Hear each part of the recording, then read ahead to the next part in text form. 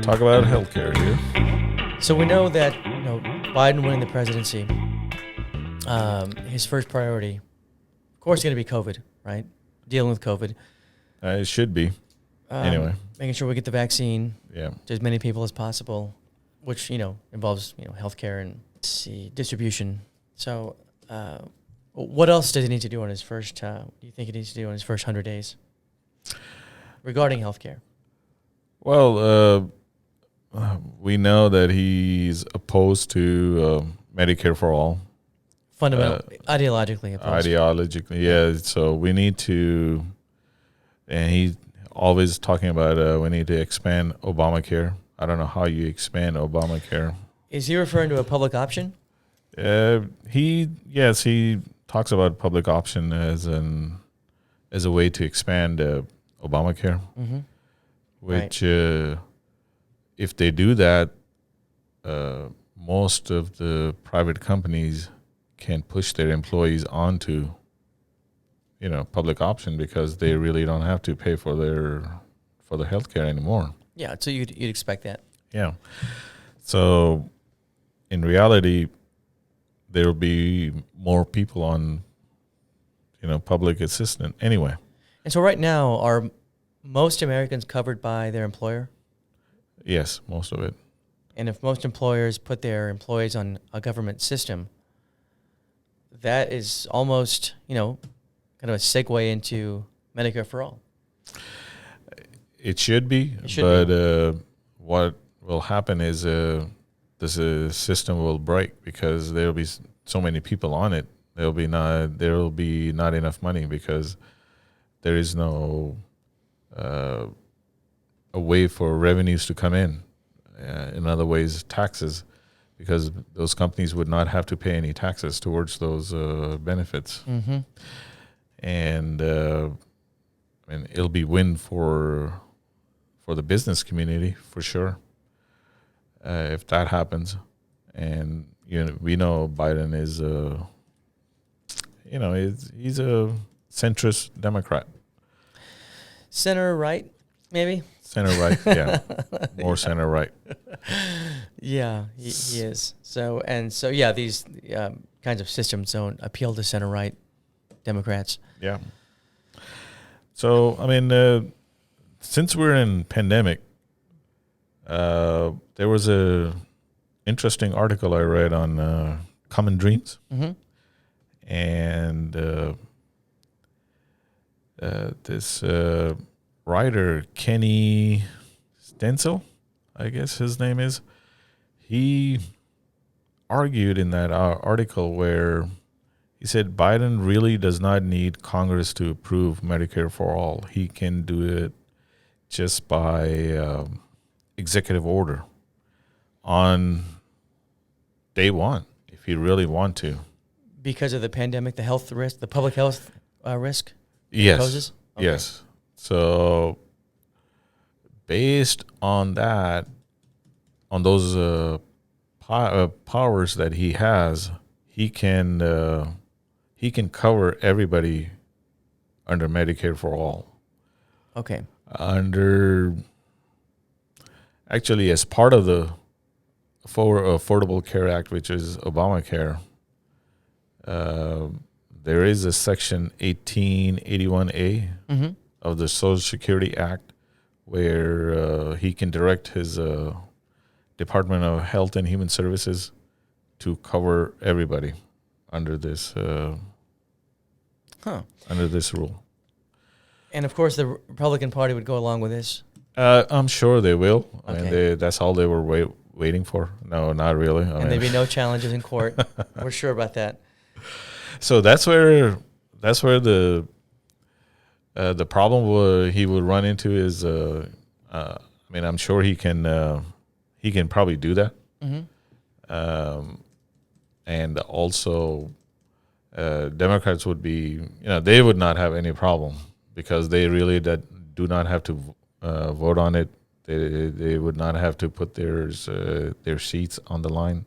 Which, of course, that's their only concern. Yeah, they're gonna say, hey, to their voters, hey, that wasn't us. It was It was Obama. I mean, it was Biden that he did that. Yeah, throw them under the bus. Yeah. Save their seats. Yeah. Save their seats. The head of the party.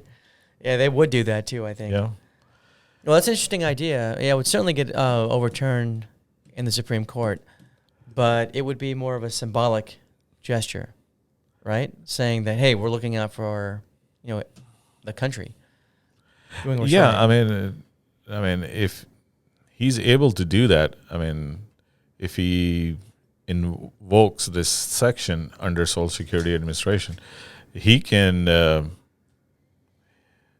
get that into the system. Right. And once people see the benefits, then the support will go up even more for Medicare for all at that time.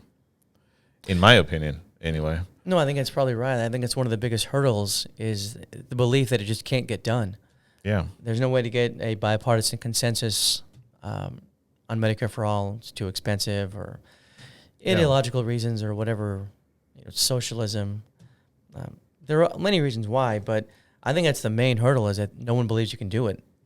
But if he did it, if he showed that it could be done, then that's, I think, maybe the biggest obstacle of all. And then you build momentum. Yeah. And then you send it to Congress, and of course they do lots of polling, poll testing this idea. Like it's already, they'd say, well, it's already available. I mean, would you like us to pass a law? It's one of those things. Are they going to be safe voting for it, right? Yeah. And then once that's done, I'm sure they'll find that the constituents are happy, and we could have a Medicare for all system. Who knows? I mean, they have done that in Libby, Montana. Oh, have they? I mean, this is already in place. People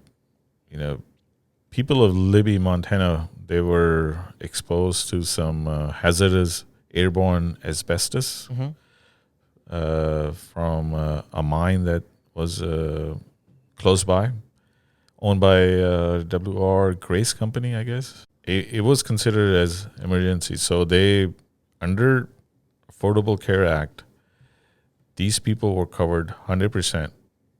So they can go to the doctor and government picks up the bill because of this crisis. So under COVID-19, same thing can be applied. So you said Montana? Montana. Is this still ongoing? They can still do this? Or Yeah, it's still going on. I mean, this is because these residents have been affected permanently.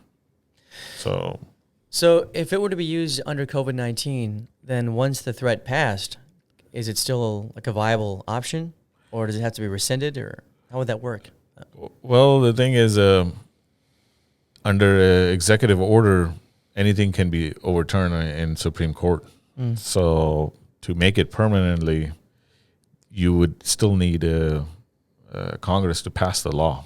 And even then, it could still go to the Supreme Court. Yeah, If it's unconstitutional. Yeah, we saw with the Affordable Care Act what happened. yeah. So. I mean, but the thing is, if support is there from the people, the Supreme Court would have a hard time overturning will of the people at that time. Yeah. I mean, that could be the case. Or, I mean, just like Affordable Care Act. I mean, they could have. I think they're still deciding on it. I don't think it's decided, but the early indication is that they are going to leave the law in place. well, generally they stick with precedent, right? Yeah. So they hate to overturn that sort of thing. But that doesn't always ring true. But we'll see. Time will tell. But yeah, so we know, or we believe, based on, I guess, what was it?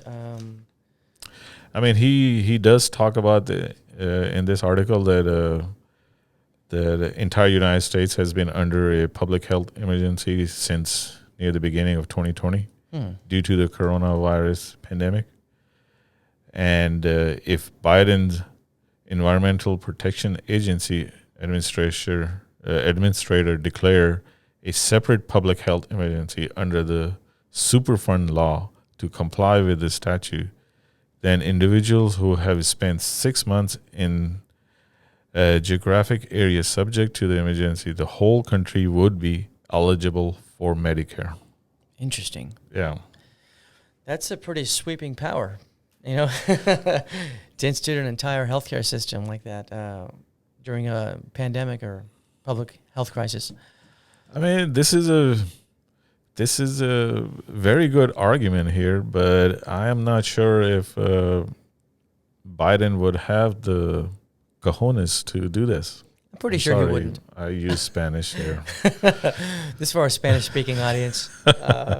You're welcome. I have it on good authority that he doesn't have the cojones to do it, but No. People should read this article. It's pretty good. we'll put a link to it. We will put a link. Read this article from Salon. Okay. You know, that talks about a hospital charging up to 1,800% over the cost of their medical care services.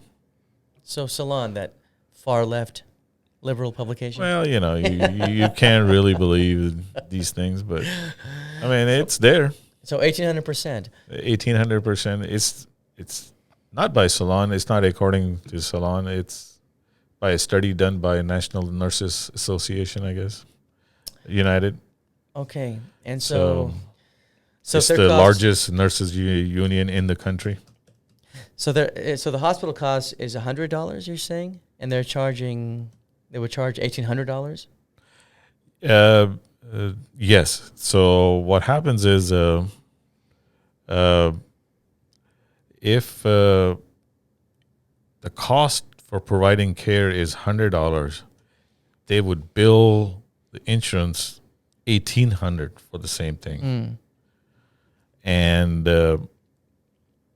what happens in most likely, I don't know if most people look at their insurance bills or their insurance statements. And what happens is there's a charge.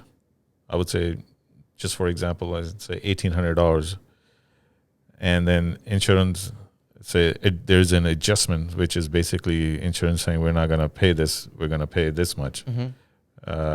They usually cut it down to 50%, which is $900. A negotiated rate. Yeah, negotiated rate, which is say, in network or out of network or some bullshit like that, you know. Yeah, we know. If you're dealing with healthcare at all, you know. Yeah, I mean, so they get billed $900, and so the hospital still gets $900 on a care that cost them $100. So they're still making $800 profit. That's a heck of a profit, huh? I mean, yeah. I mean, that's you can't go wrong with that. I mean, I like to have a business like that. Well, it's going to healthcare. Yeah. Yeah. So that's a system where, we're at odds with, of course. So based on the study by this organization, what is the remedy to rising cost of, or what do they think is a remedy to rising cost of healthcare? According to them, is they say Medicare for all is the best way to control cost, and I would think is because they can control.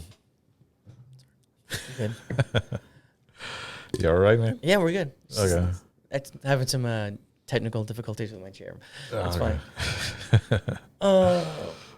So that's their solution is Medicare for all. Yeah. Just to slow the rising cost of healthcare. Yeah, because the government can control the cost. And the government's not buying advertisements, not paying CEOs. They're not paying CEOs. They're not paying a separate rent for a building or electrical cost or any of those things. They're not buying Christmas dinners for their employees. Separate. I mean, typical. Nothing wrong with Christmas, but Well, I think it's important to listen to the experts. People who study this for a living. Of course, you have arguments on the other side too, saying that the data is flawed or it's biased one way or the other. But I think the argument that it just can't work is clearly contradicted by the countries who have made it work. So when people say it doesn't work, that's clearly not being honest about what actually exists in the world. Most major countries have some form of Medicare for all. Most developed countries have that. Yeah. I mean, they have made a priority to cover their people. Well, I mean, that's the challenge, isn't it? To have government work for the people. That's always a challenge.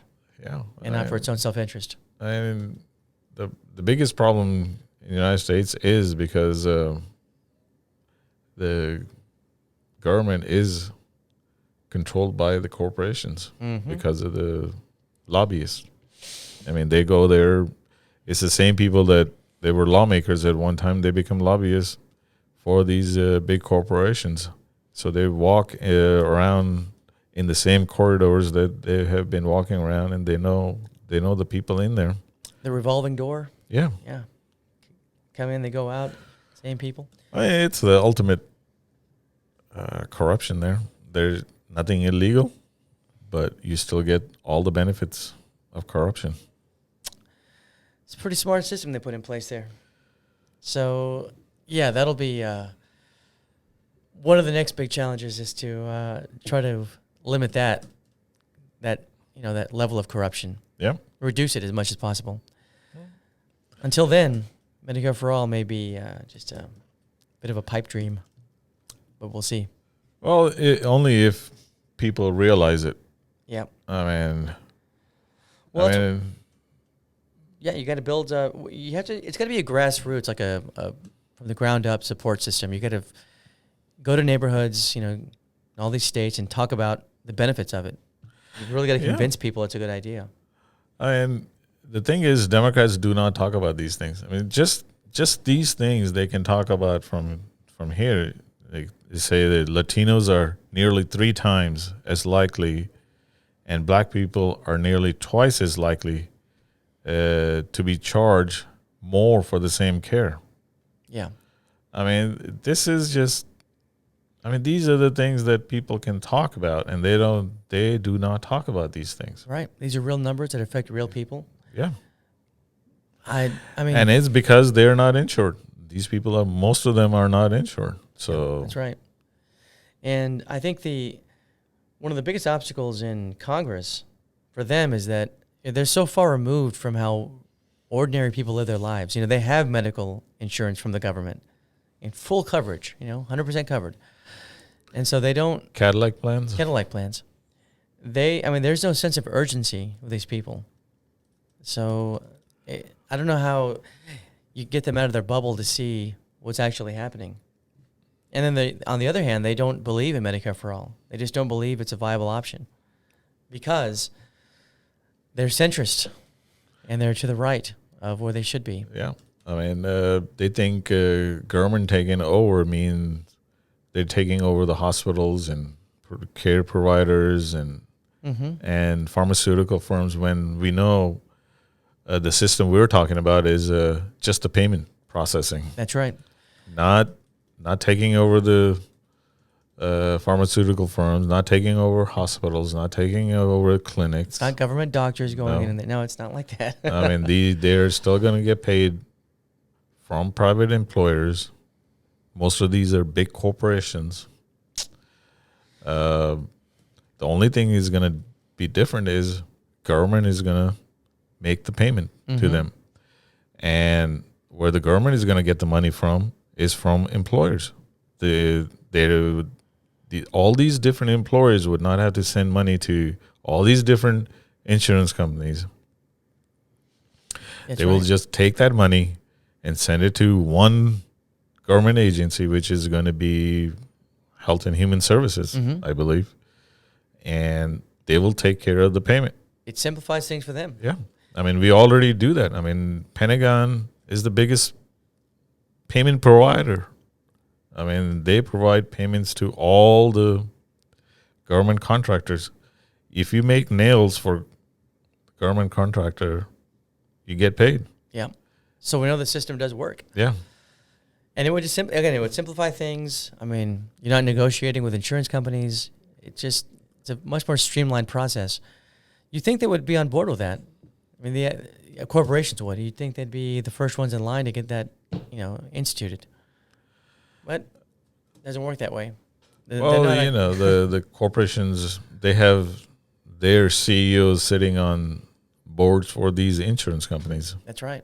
So Yeah. it's sort of I scratch your back and you scratch mine. It's the name of the game, huh? Yeah. Insurance companies get money from these big corporations, and these CEOs sit on their boards, and their CEOs sit on the other guy's board, and they're all in the same club. I mean, that's why they're called Fortune 500. Yeah, that's right. So if they belong to a Fortune 500 company, there are only 500 people controlling this stuff. It's pretty impressive. Isn't it? It's pretty impressive, the system they put in place. Yeah. Well, and that's the challenge, right? The challenge is to decouple these people from their institutions and maybe reduce their ability to influence politicians, and maybe one day we'll get some real progress. One day. One day. In a utopia, maybe. Oh, there's that word. That's a scare word. That's the Republican charge against any kind of advancement. Oh, that's a utopian dream, right? Yes. Living in a utopian dream. And it works. It has weight behind it. So. And also, according to Ren Corporation, a non-profit think tank, which is not a liberal think tank, right? Mm-hmm. Yeah. And it found that hospitals charge private insurance an average of 2.4 times more than Medicare rates. And that's all you have to know right there. There you go. So hospitals are charging 2.4%, times more than Medicare rates. So Medicare would already save money. Already. And of course, hospitals would lose money. Yeah. But we know the system can work. There's precedent for it. There's data to support it. There's just not the will to, make it happen. Yeah, this is a very interesting article, so people should go and read it. We'll put a link down below and take a look at it and let us know.